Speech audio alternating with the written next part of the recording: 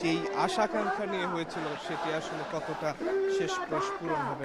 আমরা এখানে দেখছি বিভিন্ন স্লোগান হচ্ছে।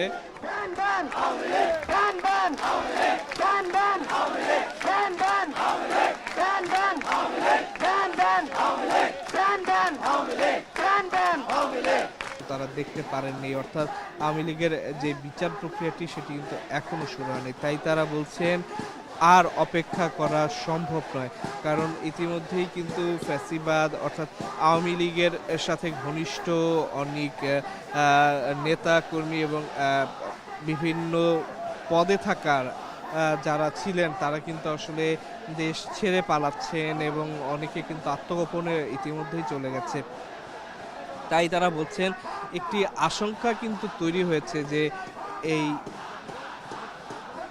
জুলাই গণ অভ্যুত্থানে কিন্তু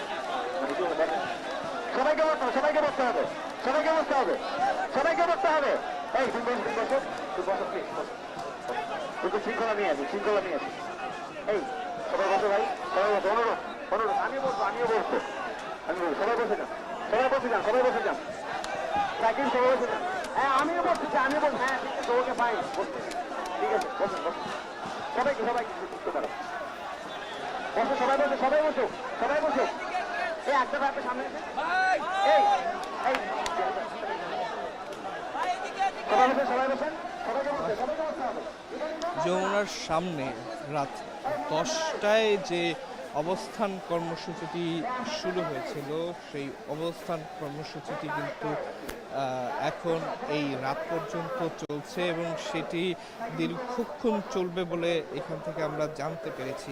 আসলে এই অবস্থান কর্মসূচিটির মূল দাবি যেটি হলো সেটি হলো জুলাই গণ অভ্যুত্থানে ছাত্র জনতার বিপক্ষে দাঁড়িয়ে পড়া সেই আওয়ামী লীগের বিচার এবং সেই আওয়ামী লীগের নিষিদ্ধের জন্য কিন্তু আসলে এই অবস্থান কর্মসূচিটি আসলে হচ্ছে প্রধান উপদেষ্টার বাসভবন যমুনার সামনের সড়কটিতে। এখানে কিন্তু আমরা সকাল রাত 10টায় যে আন্দোলনটি শুরু হয়েছে তার শুরু থেকেই আমরা এখানে ছিলাম।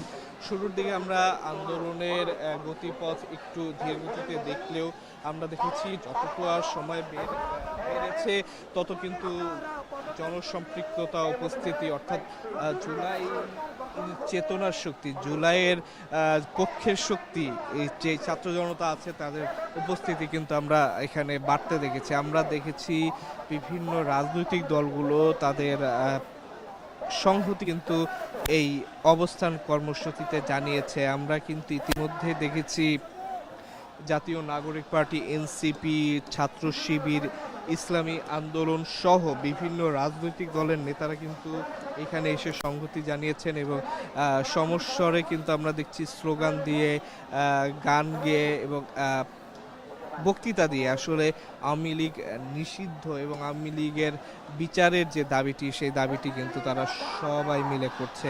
তারা বলার চেষ্টা করছেন যে তারা অনেক আশ্বাস শুনেছেন, কিন্তু সেই আশ্বাসের প্রতিফলন কিন্তু তারা গণঅভ্যুত্থানের এতটা সময় পরও কিন্তু তারা দেখতে পারেননি। অর্থাৎ আওয়ামী লীগের যে বিচার প্রক্রিয়াটি সেটি কিন্তু এখনো শুরু হয়নি। তাই তারা বলছেন আর অপেক্ষা করা সম্ভব নয়, কারণ ইতিমধ্যেই কিন্তু ফ্যাসিবাদ অর্থাৎ আওয়ামী লীগের সাথে ঘনিষ্ঠ অনেক নেতা কর্মী এবং বিভিন্ন পদে থাকার যারা ছিলেন তারা কিন্তু আসলে দেশ ছেড়ে পালাচ্ছেন এবং অনেকে কিন্তু আত্মগোপনে ইতিমধ্যেই চলে গেছে।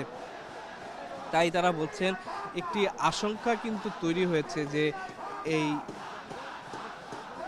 জুলাই গণ অভ্যুত্থানে কিন্তু